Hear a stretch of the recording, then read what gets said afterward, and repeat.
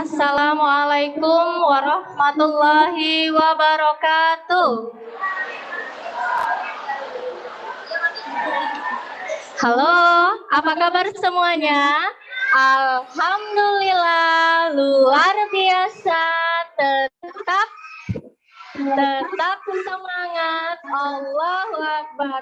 Kayaknya yang semangat malah anak-anaknya yang di dalam masjid belum, masih kalah suaranya. Kita ulangi saya lagi ya, jangan kalah dengan suara teman-teman kita yang di luar. Apa kabar semuanya? Alhamdulillah, luar. Tetap tersenyum, tetap semangat. Oke, Masya Allah, kita tepuk tangan dulu untuk peserta-peserta cilik kita. Very good.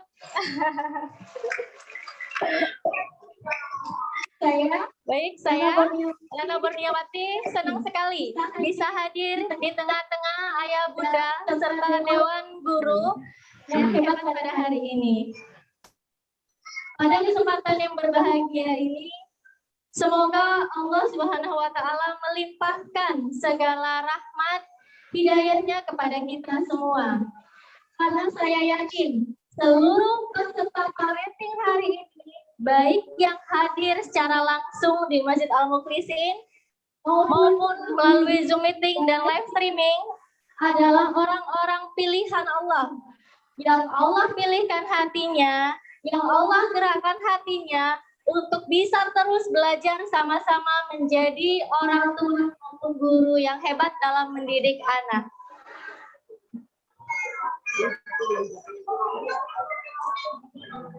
Saya dengan senang hati akan memandu bincang mesra kita bersama dengan Ustazah Zulfa Alia SSI. Baik, sebelum kita nanti akan menyapa beliau, sekilas saya akan membacakan profil trainer beliau. Zulfa Alia adalah nama pena dari Heksalini Prabaningsih, penulis yang lulusan dari Fakultas Biologi jurusan Botani Universitas Gajah Mada ini sangat mencintai dunia anak dan segala pernak-perniknya. Menurut beliau, dunia anak adalah dunia yang penuh warna dan sangat menyenangkan. Menekuni menjadi penulis buku parenting dan buku anak dijalaninya ketika anak keduanya lahir. Ibu dengan 4 orang anak, 2 perempuan dan 2 laki-laki ini pernah menjadi kepala sekolah di PAUD, TK, dan SD Khairul Ummah Purwokerto, serta dosen di LPKP PAUD Eldina Purwokerto program D1. Beliau juga menjabat sebagai Ketua Yayasan Khairul Ummah Cabang Purwokerto. Sekarang penulis tinggal di kota Salatiga bersama dengan suami dan putra-putri tercintanya. Tidak bisa melepaskan kecintaannya dengan dunia anak, penulis yang kelahiran Boyolali 5 Juni 1974 ini sekarang menekuni dunia training PAUD, TK, dan SD, serta dunia coaching untuk meningkatkan kualitas lembaga PAUD, TK, dan SD. Beliau juga mengembangkan penerbitan indie publishing dengan brand Anifa Publishing. Beliau juga menulis artikel parenting di blog https parentingonKidsPassion.com, dan jika ayah bunda nanti ingin menghubungi penulis bisa melalui akun sosial media Facebook Zulfa Alia. Baiklah, Ustazah Zulfa Alia sudah hadir dari bersama kita semua. Untuk sesi pertama ini, maka saya akan berbincang-bincang dulu dengan beliau. Kemudian kita akan melanjutkan sesi kedua, tanya jawab ayah bunda beserta parenting dengan Zulfa. Jika ayah bunda nanti ada yang ingin disampaikan, silakan boleh dicoret-coret dulu ya, nanti biar bisa disampaikan langsung dengan ustazahnya. Begitu juga dengan audiens, baik melalui Zoom meeting maupun live streaming, nanti akan diberikan kesempatan. Bagi audiens yang melalui live streaming, silakan tuliskan pertanyaannya melalui kolom chat. Sesi ketiga yakni closing statement. Nah, kita siapkan fokus terbaiknya ya Bunda. Kita tepuk fokus dulu yuk. Tepuk fokus. Gimana Bi? Iya, fokus. Baik, mari kita sambut pembicara kita yang luar biasa, Ustazah Zulfa Alia.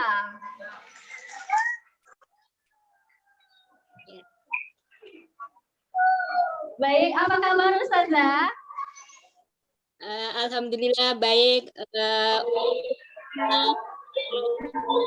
Kali bisa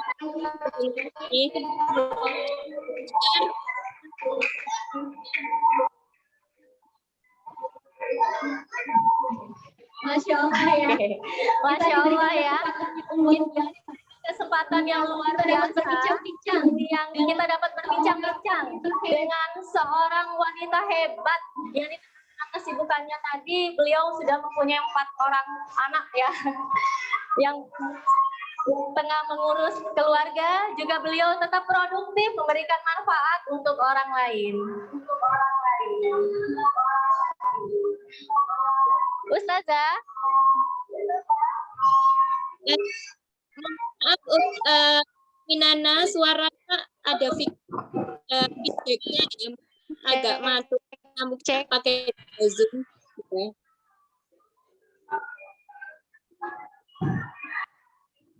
Bagaimana Pi? Tidak mantul karena mungkin sekejap ya Bunda. Bau pakai 2 ini ya, pakai 2.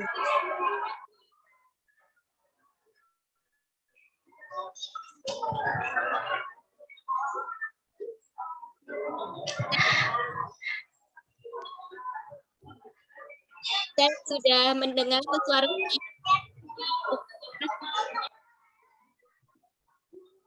Oke, baik untuk peserta parenting kita hari ini ya, yakni audiens yang secara langsung datang di Masjid Al-Mukhlisin Tanah Patah, Nusa Indah, Kota Bengkulu, juga melalui Zoom meeting dan live streaming.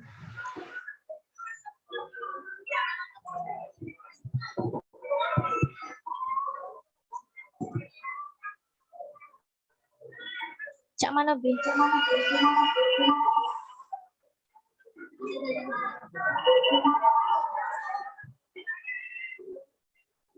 Baik, sebentar. Sepertinya ada sedikit gangguan teknis.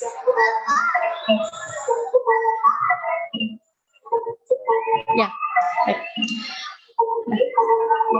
Baik, Ustazah. Halo, Ustazah.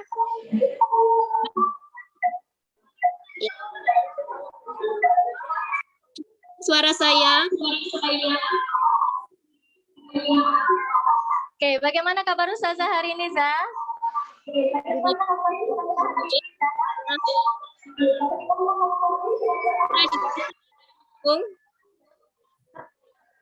Ya. Baik Ustazah, izinkan saya untuk bertanya Zah. Sebenarnya apa sih Zah tujuan kita dalam mendidik anak? Sebelum saya izinkan saya untuk menayangkan yang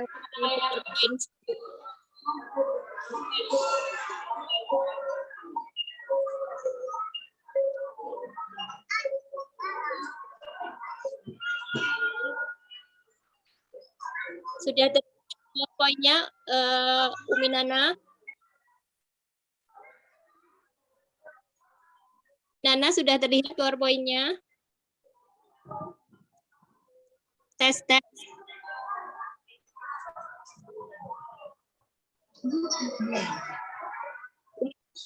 Terlihat PowerPoint-nya.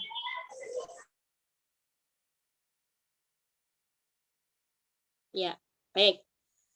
Assalamualaikum warahmatullahi wabarakatuh. Innal hamdalillah wa nasta'inu wa nastaghfiruh wa na'udzubillahi min syururi anfusina wa min sayyiati a'malina. May yahdihillahu fala mudhillalah wa may yudlil fala hadiyalah. Asyhadu an la ilaha illallah wa asyhadu anna Muhammadar Rasulullah. Baik, terima kasih untuk pertama saya ucapkan ya untuk Umi Sri Sulastri dan juga Abi Yuyun sebagai Ketua Yayasan Insan Kamil Islamic School yang sudah mengundang saya, juga Umi Nana sebagai moderator yang mungkin banyak membantu saya ya untuk bisa hadir pada siang hari ini di pertemuan yang luar biasa ini. Baik, tadi Umi Nana sudah bertanya ya kepada saya tentang apa sih sebenarnya tujuan dari mendidik anak. Jadi kalau kita lihat mendidik anak itu memang tugas orang tua.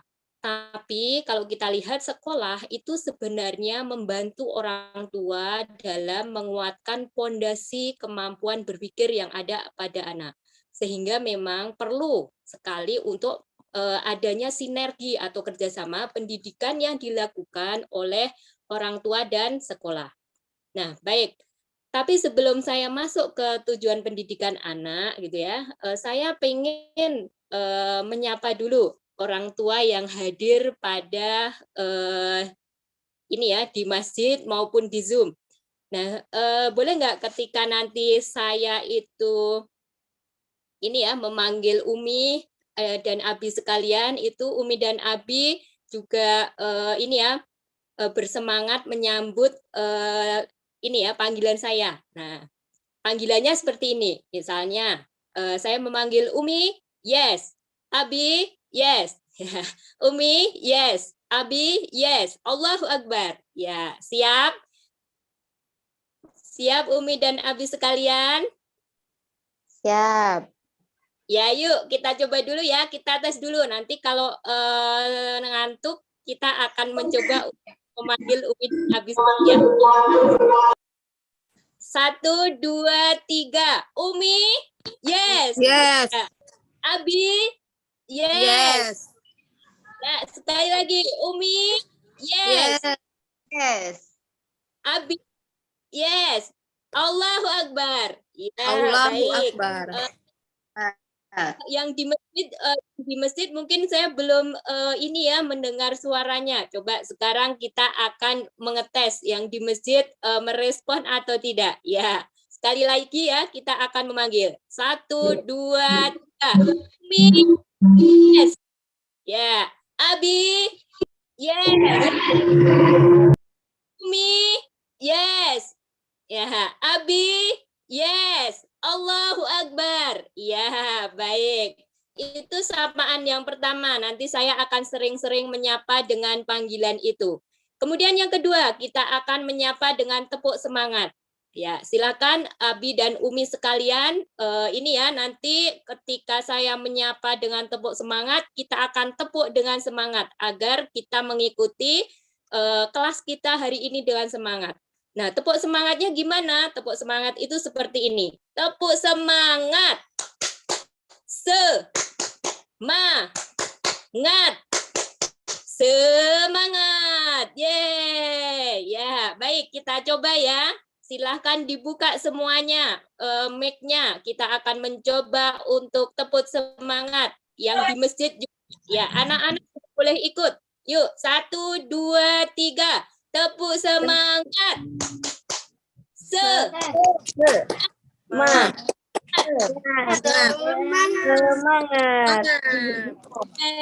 Ya, satu lagi. Ya, 1, 2, 3. Tepuk semangat. Semangat.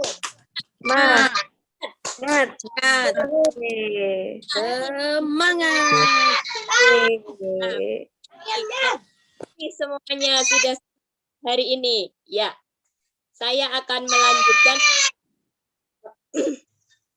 materi yang akan saya sampaikan tadi.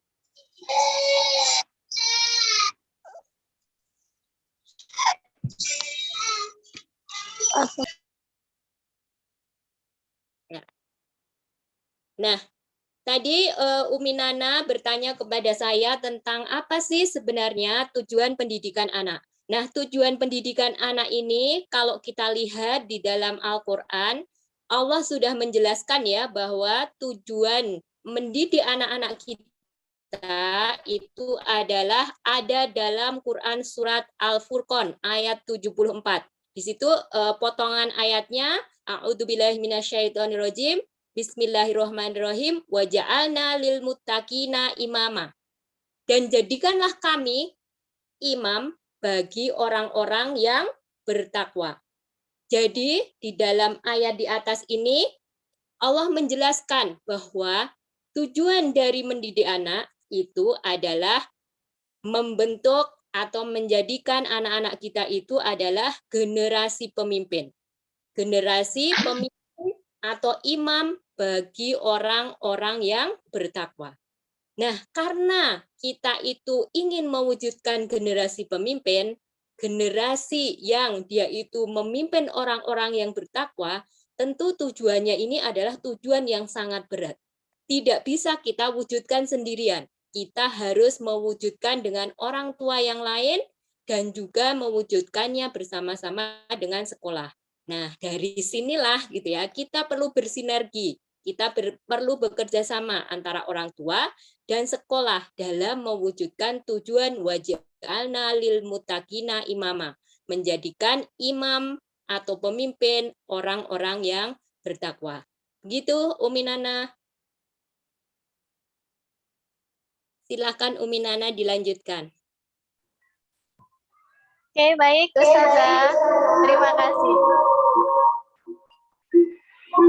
Berarti tujuannya ini, tujuan mendidik anak ya ini untuk menjadikan mereka generasi yang bertakwa ya, yang tentunya tidak bisa dilakukan sendiri, tetapi juga ada kerjasama antara orang tua dengan guru di sekolah.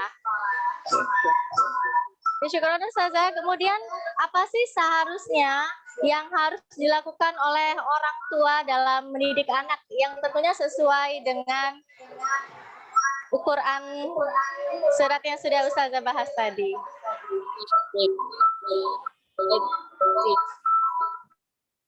Baik, saya akan mencoba menjelaskan ya. Tadi saya sudah menjelaskan bahwa mendidik anak itu memang harus bersinergi ya antara orang tua dan juga sekolah gitu. Nah, sekarang kita akan mencoba membahas terlebih dulu apa tugas orang tua gitu ya. Apa tugas orang tua dalam mendidik anak. Nah, ada beberapa tugas. Nah, nanti ini agak panjang ya. Nanti kalau Umi dan Abinya agak mengantuk, kita akan tepuk semangat lagi. Ya, kita akan yel-yel lagi ya. Nah, apa tugas orang tua dalam mendidik anak? Yang pertama adalah merawat dan mengasuhnya. Jadi ketika kecil, anak-anak kita itu, kita harus merawat mereka, mengasuh mereka, menyediakan makanan, pakaian, kemudian tempat tinggal, melayani mereka ya, itu, membantu mereka untuk misalnya nanti makan, menemani tidur dan lain-lain. Nah, merawat dan mengasuh itu seperti itu. Nah, dari situ termasuk di dalamnya adalah kita harus ya menyediakan makanan yang halal dan thoyyib. Tadi mungkin sudah dibahas ya sekilas oleh Abi Yuyun bahwa makanan itu sangat berperan besar terhadap pertumbuhan anak-anak kita. Makanan yang harus kita makan itu adalah makanan yang halal dan thoyyib.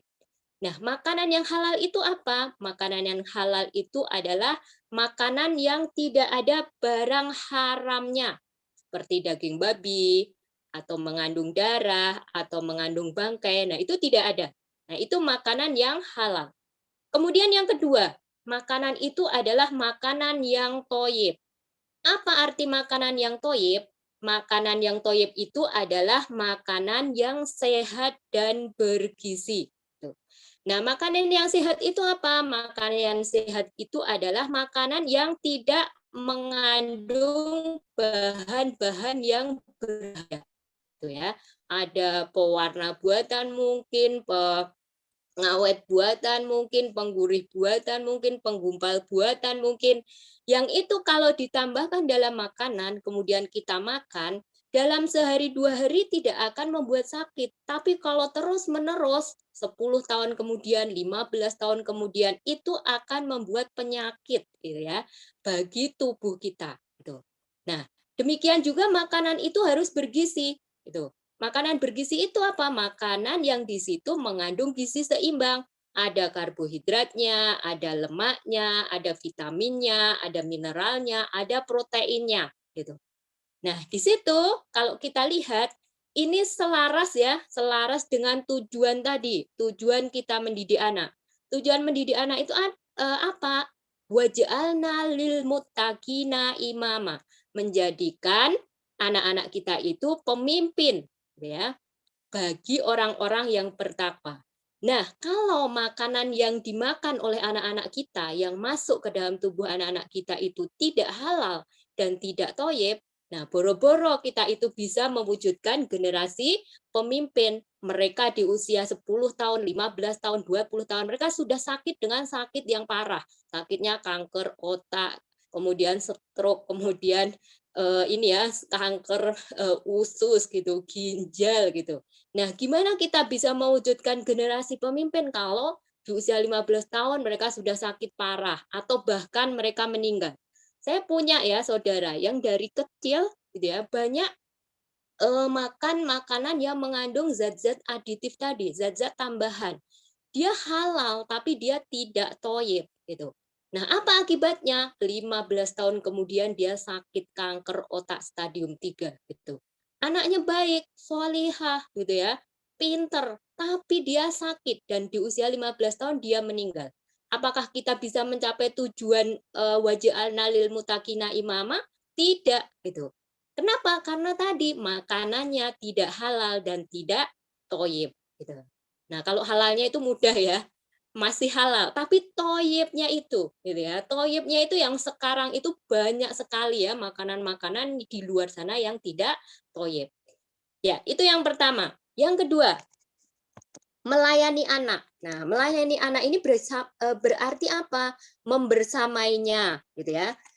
Termasuk merawatnya, memandikannya, membersihkannya, kemudian juga bersama-sama gitu ya, sehari-harinya gitu, sehingga membentuk bonding atau ikatan yang kuat antara anak dan orang tua tadi gitu. Nah, itu yang kedua. Kemudian yang ketiga, menanamkan konsep diri positif pada anak. Nah, konsep diri positif itu apa? Konsep diri positif itu adalah konsep yang akan membentuk cara berpikir anak, kemudian mempengaruhi perasaan anak, dan juga tingkah laku anak. Contohnya seperti apa? Contohnya, kamu itu pandai nak, kamu hebat, kamu rajin. Nah, setiap hari orang tuanya sering memuji seperti itu. Maka ini akan membentuk cara berpikir anak. Aku hebat, aku pandai, dan aku rajin. Akhirnya apa? Perasaan yang timbul pada diri anak juga akan mengikuti. Dia akan merasa percaya diri. Dia tidak mudah menyerah. Dia suka tantangan. Kenapa seperti itu? Karena yang ditanamkan, yang dimasukkan dalam dirinya adalah konsep diri positif. Berbeda ketika yang dimasukkan ke dalam diri anak itu adalah konsep diri negatif. Maka yang akan terbentuk adalah perasaan-perasaan negatif. Dan kemudian yang akan timbul juga tingkah lakunya adalah tingkah laku negatif. Contohnya seperti apa? Contohnya, tiap hari orang tuanya mengatakan, kamu bodoh, kamu nakal, kamu malas. Nah, itu akan membentuk cara berpikir anak. Aku bodoh, aku nakal, aku malas. Nah, akhirnya apa? Terbentuk perasaan, yaitu perasaan tidak mau mencoba, senang melakukan kesalahan, mudah menyerah. Nah, berarti apa? Menanamkan konsep diri positif pada diri anak itu sangat penting gitu. Jangan sampai kita itu menanamkan setiap hari konsep diri negatif pada diri anak-anak. Karena apa? Karena itu akan mempengaruhi perasaan dan juga mempengaruhi perbuatan. Itu yang ketiga. Kemudian yang keempat, kita harus mencurahkan kasih sayang dan juga melakukan komunikasi yang efektif pada anak. Nah, kasih sayang yang kita curahkan kepada anak itu akan membentuk pada diri anak itu pribadi yang kuat. Dia akan tumbuh menjadi anak yang penuh cinta dan juga percaya diri. Nah, Rasulullah bahkan sampai bersabda, bukan termasuk dalam golongan kami orang yang tidak menyayangi anak kecil di antara kami. Nah, kita akan menyimak sebuah kisah ini ya, kisah tentang dua monyet. Nah, saya akan bercerita ya tentang kisah dua monyet. Ada dua monyet yang dia itu tinggal di kebun binatang. Monyet yang pertama, dia itu ditinggal mati oleh induknya. Sehingga akhirnya apa? Tidak ada yang merawat dan mengasuh monyet tadi. Dia tumbuh menjadi monyet yang penyendiri dan pemurung. Nah, kemudian monyet yang kedua, dia memiliki induk. Dia diasuh oleh induknya tadi dengan penuh kasih sayang. Monyet kedua ini, dia tumbuh menjadi monyet yang penuh percaya diri, periang, dan juga mudah bergaul. Nah, suatu hari di kebun binatang tadi terjadi wabah gitu, sehingga dua monyet tadi itu meninggal. Ada seorang psikolog dan juga dokter bedah otak yang dia itu penasaran dengan dua monyet tadi itu. Akhirnya apa? Akhirnya dia melakukan bedah otak ya, membedah otaknya gitu. Dan di situ akhirnya didapati monyet yang dia tadi tidak diasuh oleh induknya tadi, otaknya itu seperti akar yang kering, tidak ada cabang-cabangnya. Otak yang monyet yang kedua tadi, yang dia diasuh dengan baik oleh induknya tadi, dia tumbuh gitu ya, otaknya seperti pohon yang rimbun, kemudian akarnya itu tadi ya, akarnya itu bercabang-cabang, tumbuh subur. Nah, apa yang bisa kita ambil dari kisah monyet ini?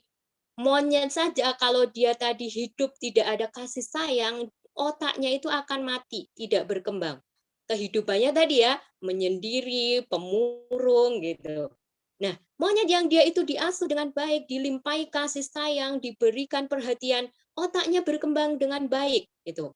Nah, seperti itu. Jadi gitu ya, perlu gitu bagi anak-anak tadi, anak-anak kita, putra-putri kita, mendapatkan limpahan kasih sayang gitu ya dari kita. Agar apa? Agar tadi otaknya itu tumbuh dengan baik, kemudian juga tumbuh kepercayaan dirinya, kemudian jika dia juga tumbuh gitu ya dengan tadi penuh kasih sayang, bisa berempati kepada orang lain gitu. Nah, itu pentingnya ya, kasih sayang kepada anak-anak kita. Nah, kemudian jalin komunikasi yang efektif. Jadi sering-seringlah berdialog dengan anak. Tatap matanya, ajak mengobrol, bercerita. Sehingga apa? Terbentuk tadi ikatan yang dekat antara orang tua dan anak. Nah, ketika sudah terbentuk ikatan yang dekat tadi, anak akhirnya akan apa? Menjadikan diri kita itu contoh, gitu ya. Jadi role model bagi mereka. Ketika ada apa-apa, mereka akan bertanya kepada kita. Ketika ada masalah, mereka akan lari kepada kita. Kenapa seperti itu? Karena tadi kita menjalin komunikasi yang efektif. Kemudian yang kelima adalah menjaga anak dari hal-hal yang membahayakan. Nah, menjaga anak dari hal-hal yang membahayakan ini salah satunya adalah menjaga anak dari kecanduan gadget. Nah, kita tahu memang ya gadget itu memiliki dua mata pisau. Yang pertama memang gadget itu bermanfaat gitu. Gadget itu bermanfaat, hukumnya boleh gitu. Tapi memberikan gadget pada anak kecil yang belum bisa mengontrol keinginannya untuk menggunakan gadget itu justru berbahaya. Kenapa seperti itu? Nah, menurut rekomendasi dari American Academy of Pediatrics, anak-anak di bawah usia 18 bulan itu seharusnya menghindari gadget atau TV. Nah, menurut psikiater ya, anak dari Prancis, Dr. Anne-Lise Duganda, anak-anak yang terlalu lama melihat gadget atau TV itu bisa menyebabkan permasalahan di komunikasi, sosialisasi, dan perkembangan otaknya. Kenapa seperti itu? Kita akan lihat ya alasannya. Ketika seseorang itu melakukan screen time ya, dia melihat gadget terlalu lama ya dan kemudian itu dilakukan oleh anak-anak, maka energi yang dia keluarkan untuk melihat itu akan lebih besar daripada energi yang digunakan untuk mendengar. Sementara anak-anak di bawah usia 0 sampai 6 tahun, dia harus banyak-banyak memasukkan informasi lewat telinganya. Nah, ketika kemudian dia banyak melakukan screen time tadi, banyak melihat gadget, maka di situ telinganya tadi itu seolah-olah tidak berfungsi gitu. Kenapa? Karena energi yang digunakan lebih besar untuk melihat daripada mendengar. Akhirnya informasi yang masuk melalui telinganya sedikit. Padahal seorang anak ketika dia itu masih berusia 0 sampai 6 tahun harus banyak memasukkan informasinya dari telinganya. Agar apa? Agar dia banyak menyimpan informasi ke otaknya gitu. Karena apa? Ketika dia itu berbicara, dia harus mengeluarkan kosakata gitu ya dari otaknya. Sementara kosakata yang dia masukkan melalui telinga itu sedikit. Apa yang terjadi? Akhirnya dia bisa mengalami speed delay atau lambat bicara. Nah, kalau sudah mengalami lambat bicara, anak tadi nanti akan bermasalah gitu. Bermasalah dalam apa? Dalam komunikasi. Dia tidak mampu menyampaikan apa yang dia rasakan dan apa yang dia pikirkan kepada orang lain.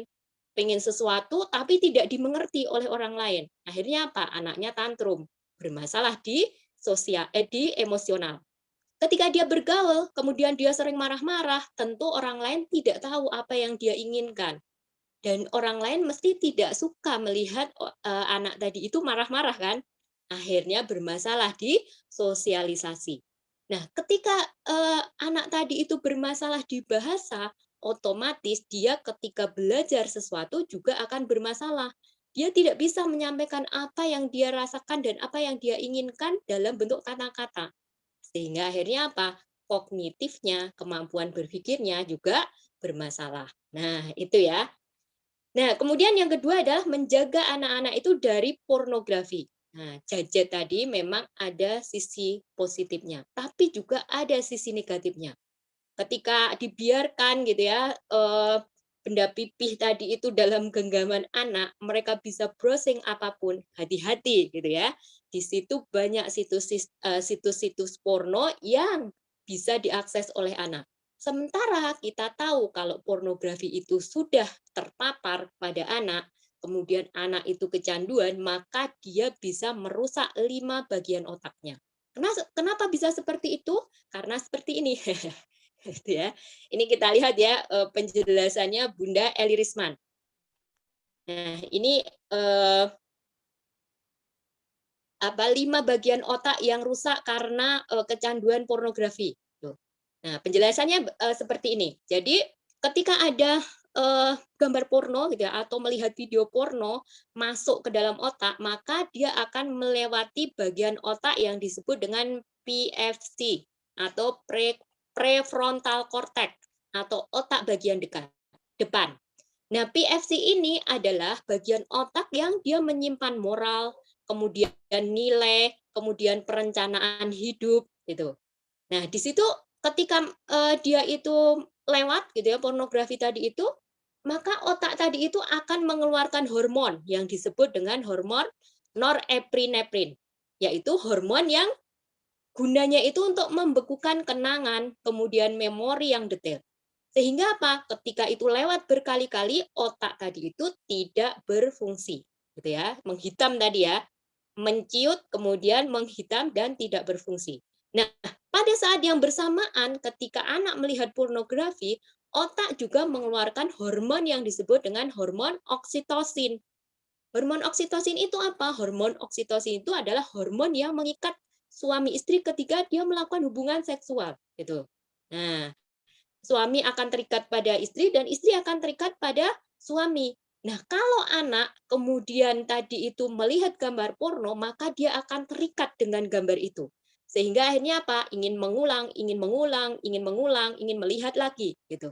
Nah, setelah mereka itu mencapai klimaks, maka akan keluar hormon yang disebut dengan serotonin. Dia akan merasa nyaman dari ujung kepala sampai ujung kaki. Makanya gitu ya, kalau anak sudah kecanduan pornografi, dia akan susah sekali untuk ditangani. Karena apa? Dia merasa nyaman, merasa kenikmatan yang luar biasa. Nah, itu yang ini ya harus kita jaga dan harus kita lakukan sebagai orang tua ketika mendidik anak di rumah. Ya, mungkin itu Umi Nana. Ya, ya. Baik, Ustazah.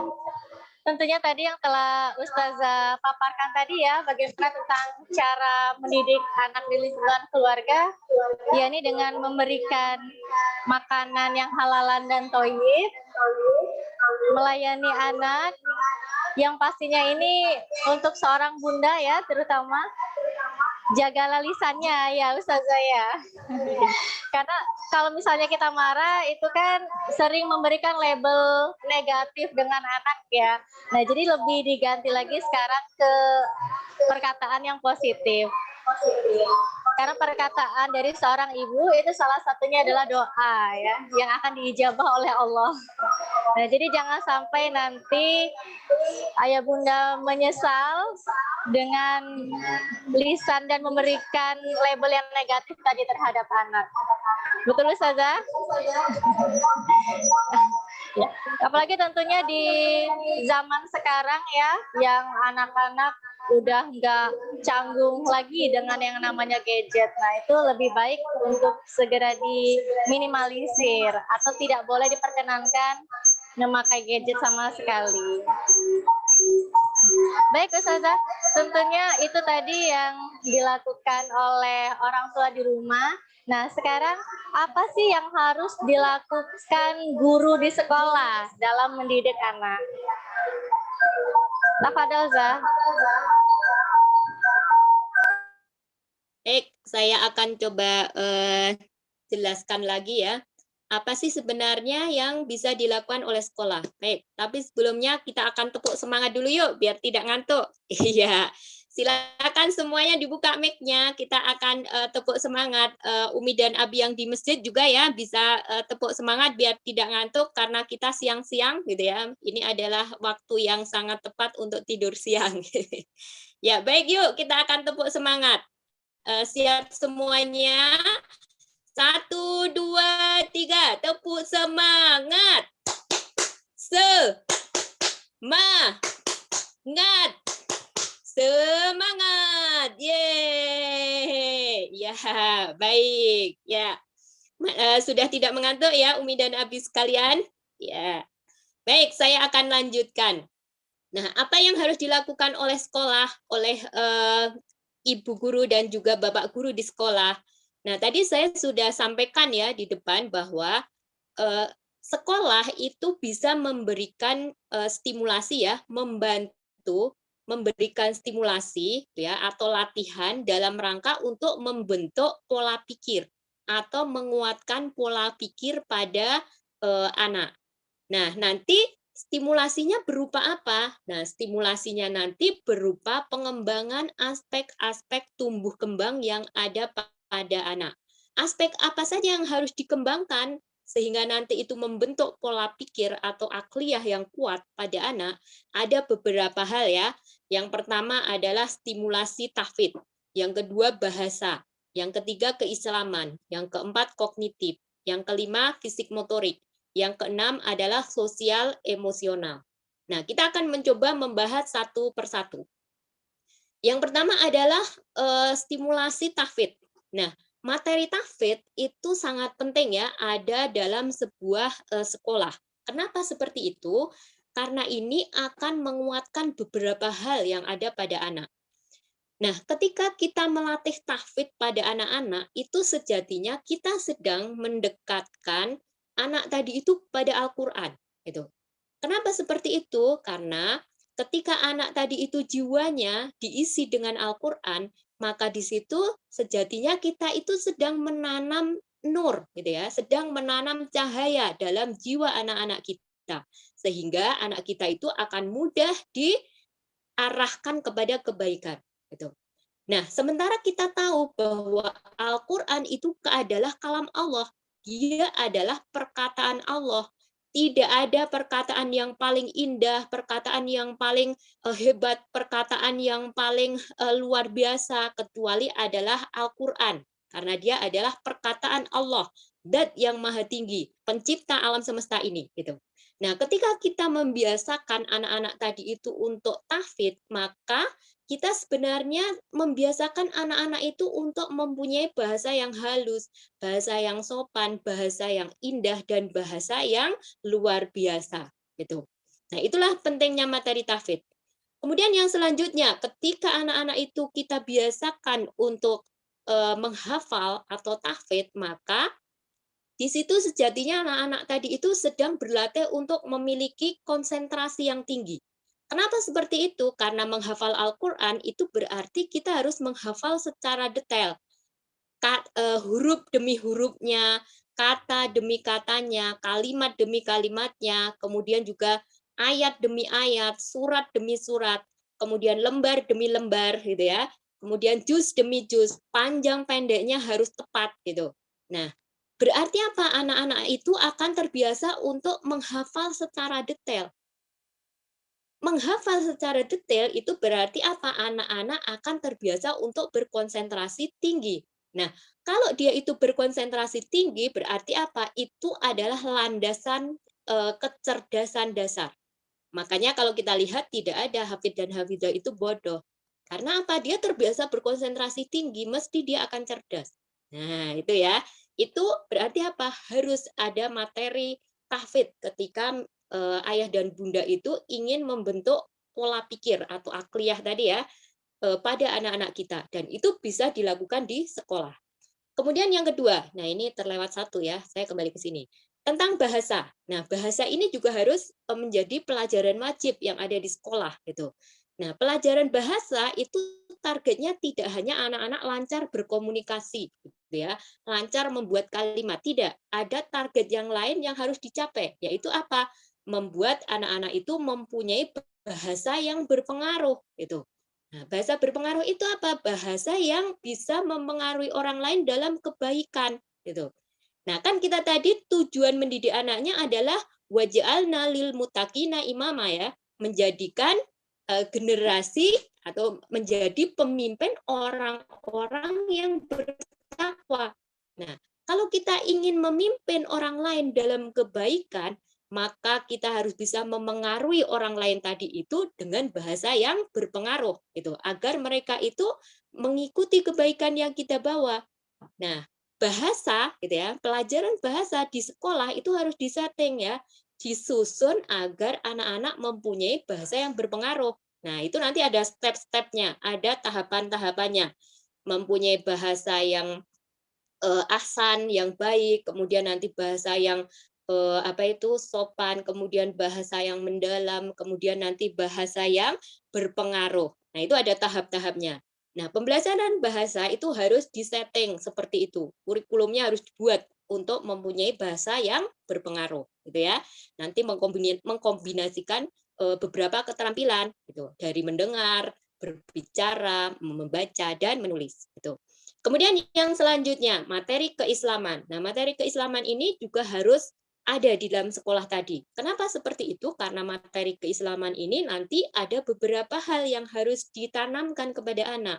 Yang pertama materi keimanan, kemudian yang kedua keterikatan pada aturan-aturan Allah, kemudian juga kebiasaan ibadah, kemudian juga menanamkan akhlak, dan tadi membentuk jiwa kepemimpinan. Nah, dasar-dasar keimanan itu nanti kita akan bahas di materi akidah. Nah, nanti akidahnya bisa disusun seasik mungkin ya, dengan mengamati tanda-tanda kebesaran Allah yang ada di alam semesta gitu ya, yang ada di manusia, yang ada di kehidupan, sehingga anak-anak tadi itu mempunyai keimanan yang kuat.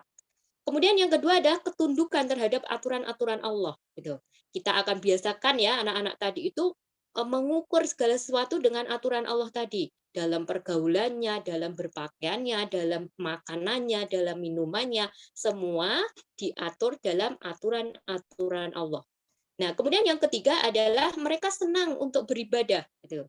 Mereka itu rindu kalau tidak beribadah. Nah, itu harus kita biasakan ya, gitu. Karena apa? Ibadah inilah yang akan menjaga anak-anak kita itu suci jiwanya, bersih jiwanya, dan tidak tertarik untuk bermaksiat, tidak tertarik melakukan hal-hal yang buruk. Karena apa? Jiwanya merasa tenang, gitu ya, seperti itu. Bisa jiwanya merasa damai ketika dia melakukan aktivitas ibadah. Nah, kemudian juga menanamkan nilai-nilai akhlak. Nah, akhlak ini akan membuat seseorang itu menjadi manis gitu ya, akan menjadi indah tingkah lakunya ketika menyatukan akhlak tadi itu dalam perbuatannya. gitu. Nah, ini harus kita biasakan juga pada anak-anak tadi, dan sekolah mampu melakukan itu, gitu.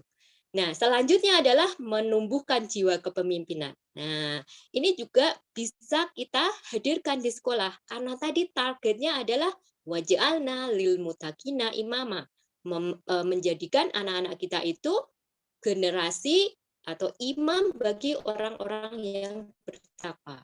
Nah, di dalam materi Sakofa Islam nanti salah satunya adalah menumbuhkan gitu ya, menghadirkan tokoh-tokoh pemimpin di dalam Islam, bagaimana kepemimpinan Rasulullah, Abu Bakar, Umar, Utsman, Ali, agar mereka mendapat contoh nyatanya gitu. Nah, kemudian yang selanjutnya adalah materi kognitif. Nah, materi kognitif nanti ada dua yang harus dibahas, sains dan matematika. Nah, di sekolah nanti di situ ada rancangan materi yang terkait dengan sains. Nah, target materi sains itu adalah anak-anak terbiasa mengeksplor alam semesta gitu ya, dan kemudian menghasilkan karya yang mempermudah kehidupannya gitu. Jadi bisa memanfaatkan segala hal yang diciptakan oleh Allah tadi untuk kehidupan dia dan mempermudah kehidupan di dunia ini gitu ya, dengan menciptakan sains dan teknologi gitu. Nah, itu materi sains ya. Nah, kemudian kalau materi matematika itu dirancang untuk membangun logika berpikir, gitu ya. Jadi dia bisa berpikir logis ketika menghadapi sesuatu, gitu ya, seperti itu. Nah, itu materi matematika. Kemudian yang selanjutnya adalah pengembangan materi fisik motorik. Nah, materi fisik motorik ini nanti harus dirancang dalam 3 hal. Motorik halus, motorik kasar, dan kesehatan fisik. Nah, motorik halus nanti berarti targetnya apa? Dia menstimulasi atau melatih anak mengendalikan tangan, sehingga anak tadi itu bisa cermat, teliti, rapih, mencintai keindahan, kemudian kreatif dalam berkarya, menuntaskan gitu ya suatu pekerjaan sampai selesai. Nah, itu target motorik halus. Kalau motorik kasar, targetnya adalah anak-anak terbiasa untuk menggerakkan seluruh anggota tubuhnya dan mempunyai pola hidup sehat sejak dini gitu. Jadi dia biasa berolahraga gitu ya. Nah, itu juga bisa dibangun di sekolah. Kemudian selanjutnya adalah satu lagi ya, di materi fisik motorik tadi adalah kesehatan fisik. Nah, kesehatan fisik ini adalah tadi memberikan makanan yang halal dan thoyyib pada anak-anak sehingga tadi tumbuh kembangnya itu akan optimal. Berat badannya, kemudian juga tinggi tubuhnya, terus kemudian juga ini ya organ-organnya itu bisa berkembang dengan optimal seperti itu. Dan terakhir adalah outbound dan juga berkarya. Nah, outbound dan berkarya itu nanti target materinya adalah anak-anak berkarya dengan materi atau teori yang sudah didapat. Kemudian juga mengeksplor alam semesta tadi yang ada di sekitarnya untuk menghasilkan karya yang bermanfaat. Begitu Umi Nana. Oke, baik Ustazah. Tentunya yang harus dilakukan oleh guru-guru di sekolah yakni selain dari ilmu pengetahuannya, juga anak-anak dibekali dengan ilmu pengetahuan ukhrawi ya. Jadi bukan hanya duniawi yang dapat, ukhrawinya dapat, dan juga fisik motoriknya agar mereka menjadi lil muttaqina imama tadi, generasi pemimpin yang sehat dan cerdas ya Ustazah. Nah, terus kemudian Ustazah, bagaimanakah bentuk sinergitasnya antara orang tua dan guru dalam mendidik anak? Silakan Zah.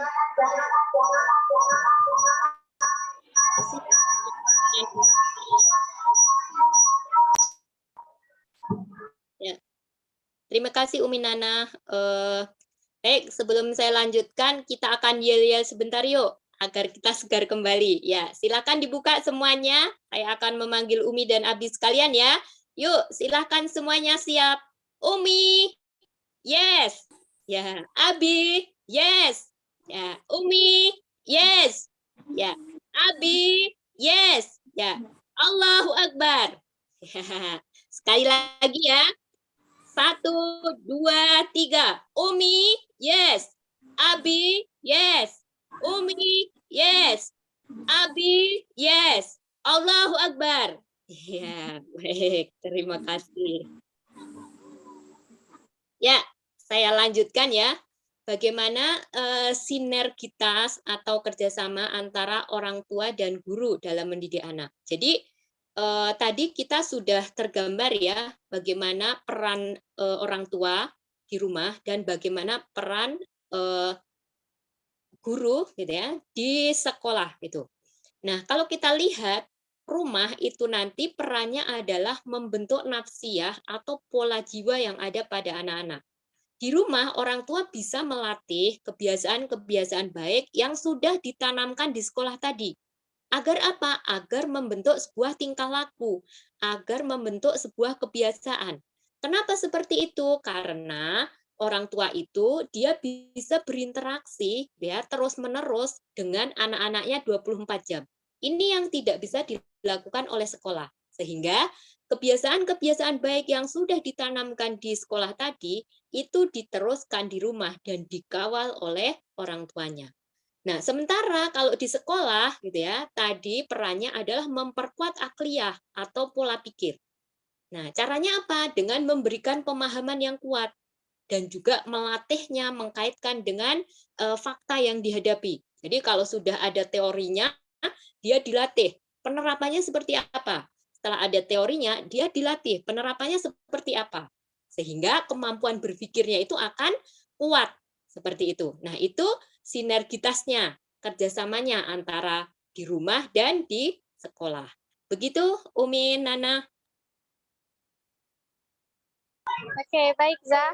Kemudian pertanyaan terakhir dari saya Zah, bentuk praktisnya itu seperti apa? Silakan Zah.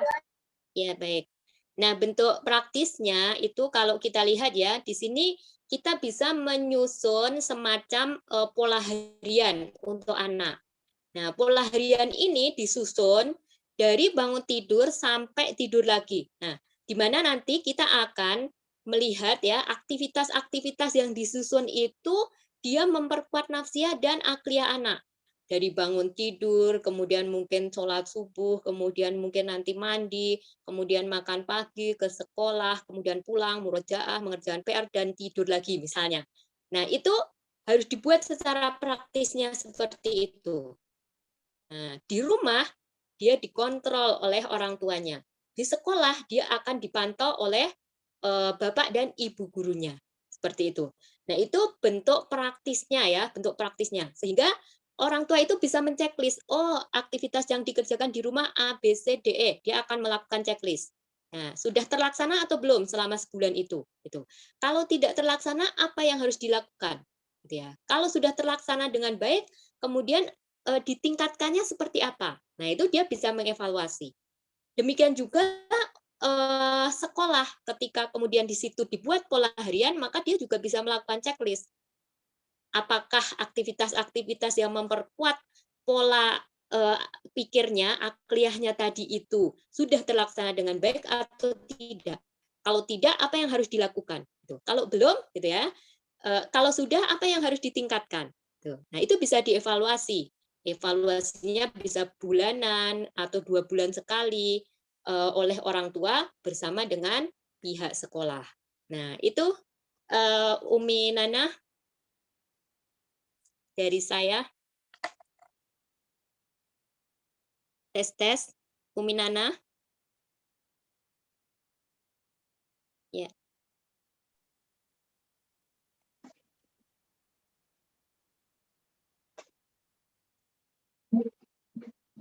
Ya.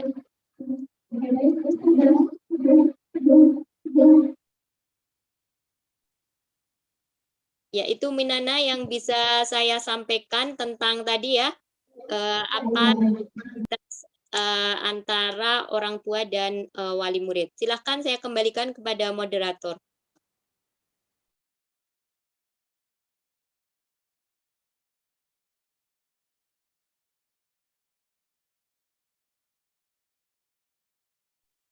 Tes. Umi Nana.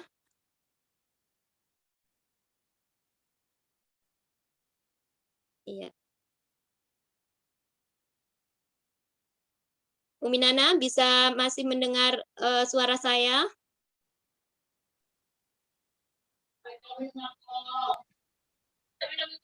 Baik, peserta, terima kasih atas jawabannya tadi. Kalau mungkin dari kita kembalikan ke awal script ya saya akan menulis kata-kata saja. Baik, sudah hebat, luar biasa ya insight yang kita dapatkan dari Ustazah Pak Alian tadi.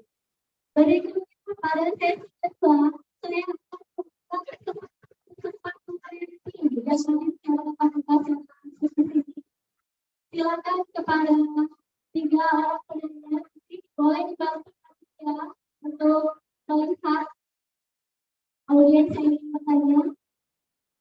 Saya berikan kesempatan tiga orang penanya silakan dan nanti sebutkan nama serta wali dari anda dan siapa.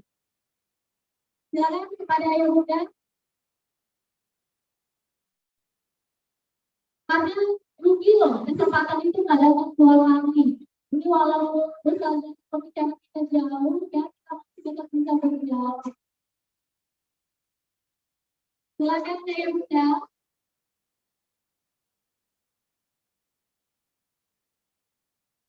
Yang pastinya ada kendala dalam diri anak, itu silakan kita berbincangkan bersama-sama di sini. Silakan saya muda untuk angkat tangan. Oh, di sebelah sana, Abi.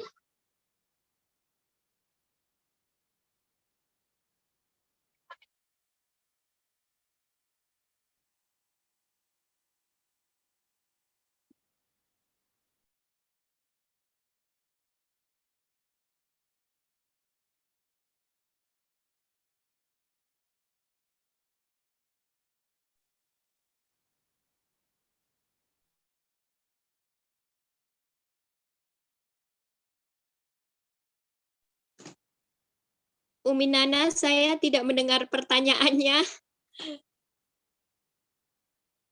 Tes, Umi Nana, saya tidak mendengar pertanyaannya.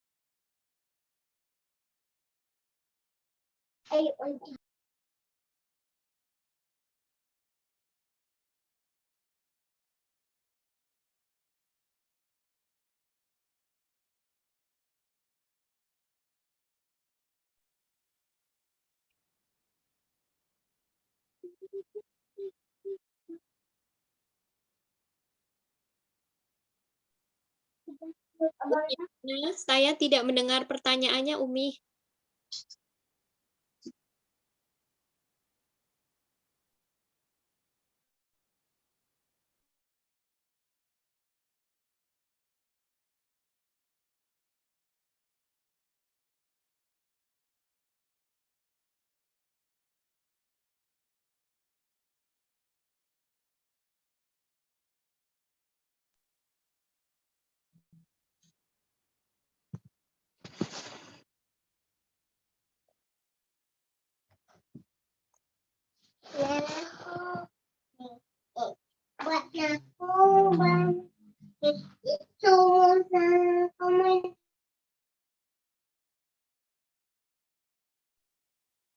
Umi Nana, saya tidak mendengar pertanyaannya. Mic-nya belum dibuka.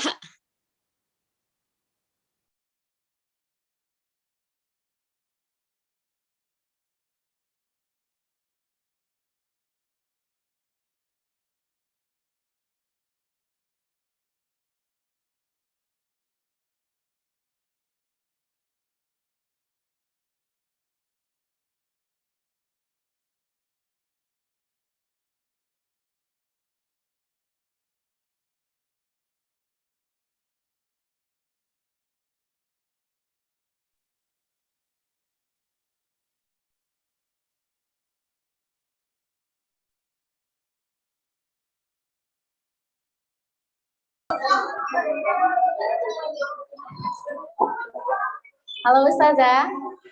Ya, saya nggak mendengar pertanyaannya, Umi Nana.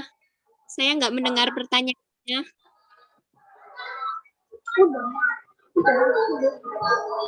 Halo Za. Pertanyaan, Oke, halo Ustazah. ya, jadi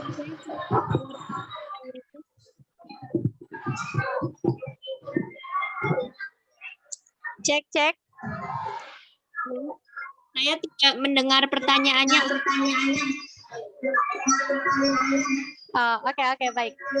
Ana ulangin sekali lagi, Za. Nah, baik, Za. Tadi ada dari Bunda Zahra kelas 4B. Nah, jadi beliau ini punya 2 orang anak gitu. Yang satu anaknya ini sabar ya, karakteristiknya sabar, suka membimbing. Nah, tapi ini berlawanan dengan karakter anak yang kedua. Nah, jadi bagaimanakah cara untuk menyikapinya? Maksudnya itu supaya tidak ada perbedaan antara kasih sayangnya. Silakan, Za.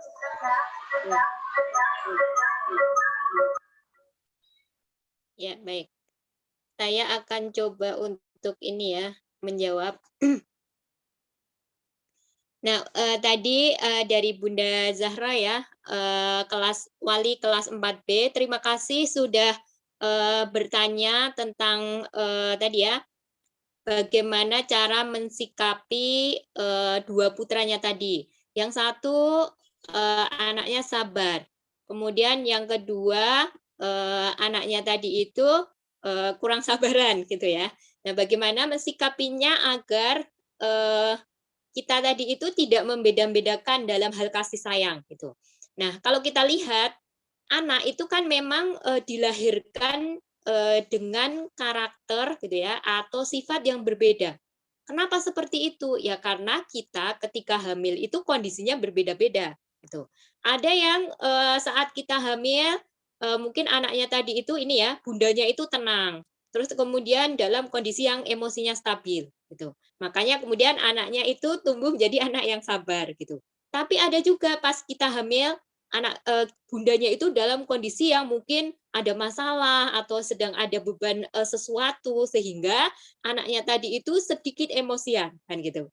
Nah, sekarang gimana caranya agar kasih sayang kita itu sama? Kita harus memahami dulu bahwa setiap anak itu terlahir unik. Kita tidak bisa membeda-bedakan bahwa anak A itu harus persis sama dengan anak B. Kakaknya itu harus persis sama dengan adiknya. Adiknya itu harus mirip dengan kakaknya. Itu tidak bisa, gitu ya. Tapi kita harus punya pemahaman bahwa anak nomor 1 dia memiliki kelebihan, tapi juga memiliki kekurangan. Anak yang kedua dia juga memiliki kelemahan, tapi dia juga memiliki kekurangan. Nah, kalau pemahaman yang ada pada diri kita itu seperti itu, maka kita akan siap menerima seperti apapun anak-anak kita tadi. Apakah anaknya tadi itu sabar, ataukah sedikit emosian, ataukah dia itu suka tantrum, suka marah-marah, itu tidak masalah. Kita akan memperlakukan anak-anak kita itu dengan sama. Kasih sayangnya sama, perhatiannya sama, perlakuannya sama. Karena dalam diri kita sudah terbentuk mindset, sudah terbentuk pemahaman bahwa anak-anak itu unik. Dia lahir gitu ya dengan keunikannya masing-masing. Sehingga kita siap menerima apapun anak-anak kita, gitu ya, menerima apapun adanya anak-anak kita tadi. Seperti itu. Nah, dari situ akhirnya apa? Kita bisa melihat oh anak yang tadi yang kurang sabaran, akhirnya apa? Kita bisa melatih untuk mengendalikan emosinya gitu, mengatur emosinya. Nah, latihannya nanti ada sendiri ya, teknik-tekniknya ada. Nah, dari situ berarti apa? Yang perlu kita lakukan, kita perlu menerima apa adanya. Setelah itu melatih apa yang jadi kekurangan anak kita tadi, itulah yang kita akan latih gitu. Tapi dari sisi kasih sayangnya ya sama, gitu ya. Seperti itu. Itu Umi Nana.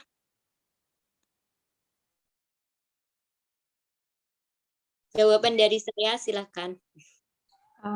Oke, baik, Za. Tentunya kita harus menerima ya, karena setiap anak itu mempunyai keunikannya masing-masing. Nah, baik, masih adakah ayah bunda yang ingin bertanya atau ada yang ingin didiskusikan? Oke, silakan. Ada salah satu bunda yang di belakang. Tolong, Abi.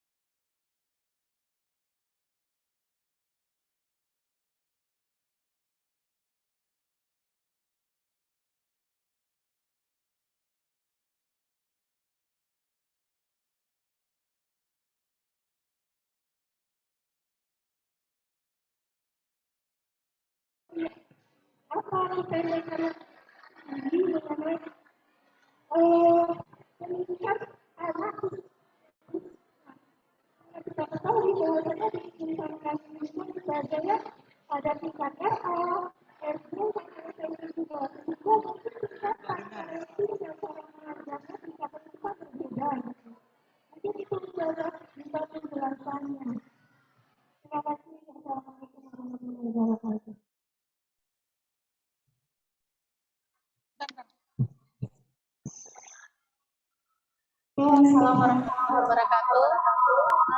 Dipersilakan kepada Ustazah Zulfa untuk menanggapinya langsung. Tafadhol, Ustaz. Dengar pertanyaannya, Umi Nana, bisa diulangi lagi. Bisa diulangi pertanyaannya, Umi Nana. Saya tidak mendengar pertanyaannya.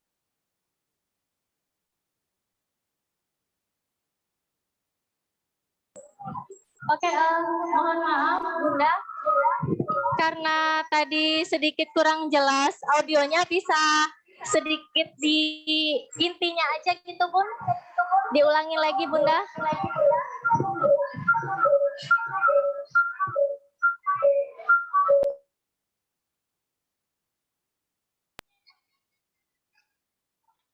Umi Nana, kalau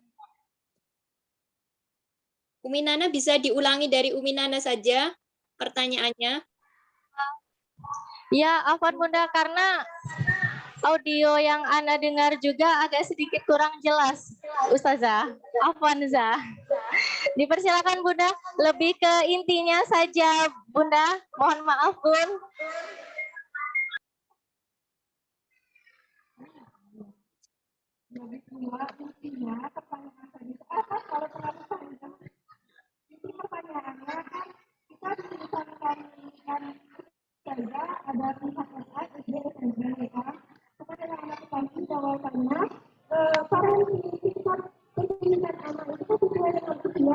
Jadi mohon penjelasannya mengenai tentang kata usia parenting seorang anak dan juga ada meminta himbauan dari sekolah karena yang namanya parenting, karena yang namanya belajar itu kan bukan hanya sang anaknya saja, tapi orang tua juga harus bersinergi untuk saling mengajar mendidik.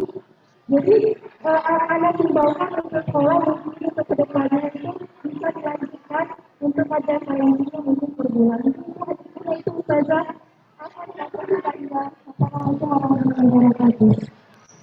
Oke, baik.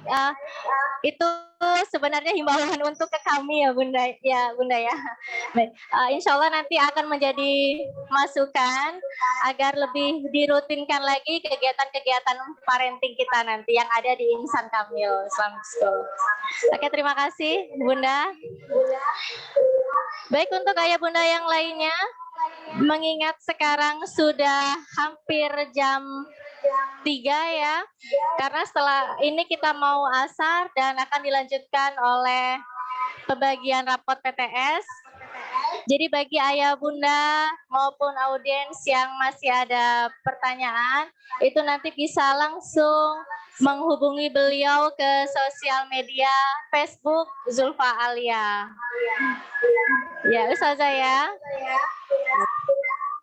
Oke, baiklah ayah bunda serta guru hebat, yang dapat kita simpulkan dari sesi diskusi ini adalah bahwasanya mendidik anak ini adalah tugas seorang tua. Semahal apapun sekolahnya, pendidikan anak ada di keluarganya. Tapi sekolah membantu orang tua untuk menguatkan fondasi akliyah dan nakliyah pada anak. Sehingga memang tentunya diperlukan sinergi atau kerjasama yang dilakukan oleh orang tua dan guru dalam mendidik anak, serta mempersiapkan mereka untuk dapat menghadapi perkembangan zamannya sesuai dengan landasan Al-Quran dan Sunnah, agar mereka nantinya menjadi generasi yang kuat iman dan fisiknya, serta bermanfaat untuk agama dan negara. Nah, dan akhirnya kita telah selesai ayah bunda. Terima kasih, apresiasi setinggi-tingginya untuk Ustazah Zulfa Alia yang telah berbagi ilmu. Saya juga mengapresiasi seluruh audiens yang telah hadir dan menyimak dengan antusias. Sebelum saya tutup, saya persilahkan kepada Ustazah Zulfa Alia untuk memberikan closing statement. Silakan Ustazah. Jadi tadi ketika kita membahas sinergitas atau kerjasama antara sekolah dan orang tua dalam mendidik anak, itu tidak akan pernah terbentuk, ya, tidak akan pernah terlaksana kalau sekolah dan orang tuanya itu tidak mempunyai visi dan misi yang sama. Nah, visi misi yang sama itu dalam mendidik anak adalah dalam rangka tadi ya, menyamakan tujuan pendidikan anak, yaitu menjadikan anak tadi itu waj'alna lil muttaqina imama, generasi pemimpin bagi orang-orang yang bertakwa. Kalau tujuannya itu sama, maka sinergitas itu akan mudah ya. Mungkin itu saja Nana closing statement dari saya. Semoga bisa menggambarkan tentang tujuan parenting hari ini ya. Silakan saya kembalikan kepada Umi Nana.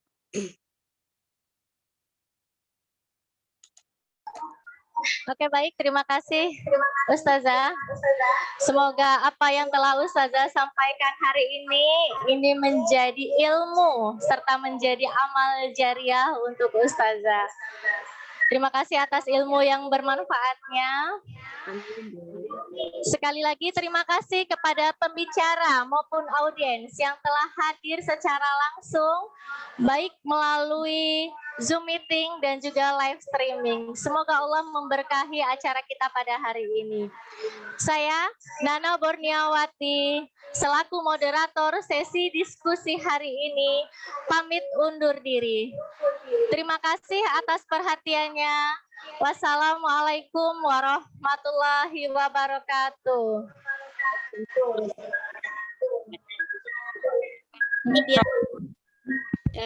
Semangat ya Bu